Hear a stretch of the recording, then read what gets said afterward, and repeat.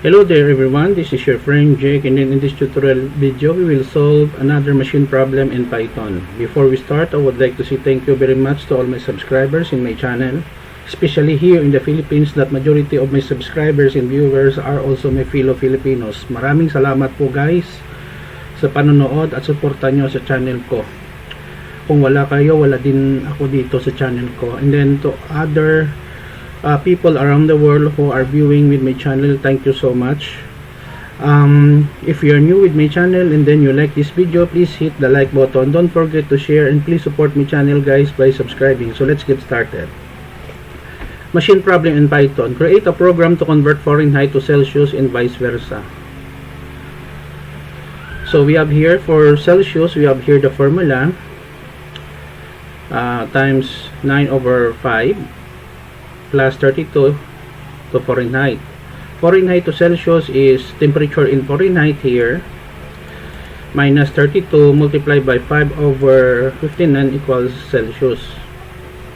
Now let us go with the code. I'm using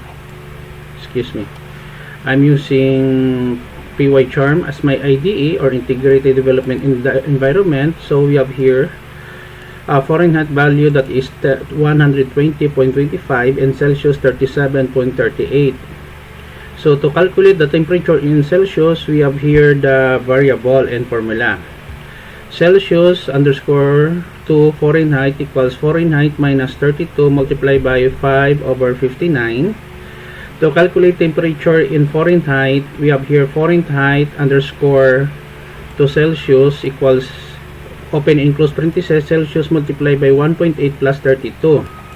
To display, in order to have a degree symbol, we are using this command, u\n degree sign, and then round Celsius to Fahrenheit, comma 2, so that we have two decimal places, Celsius and Fahrenheit. And then we have here Fahrenheit, Celsius, to sign Celsius. Now, the next thing that we will do guys is to run the program. So right click and then we go with run. Okay, so we have here the result.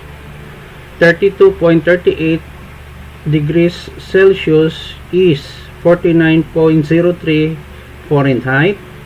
100.25 Celsius is 99.28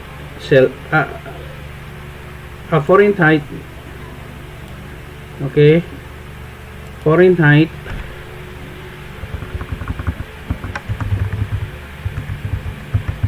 is equivalent to 99.98 Celsius. I will put a link in the description below guys, so that you can download the complete and free program listing. This is the end of our tutorial video on how to create temperature converter, Fahrenheit to Celsius, Celsius to Fahrenheit, vice versa, using Python. Thank you so much for watching. Don't forget to like, share, and please support my channel guys by subscribing. This is your friend Jake saying bye. See you in the next video tutorial guys. Bye bye for now.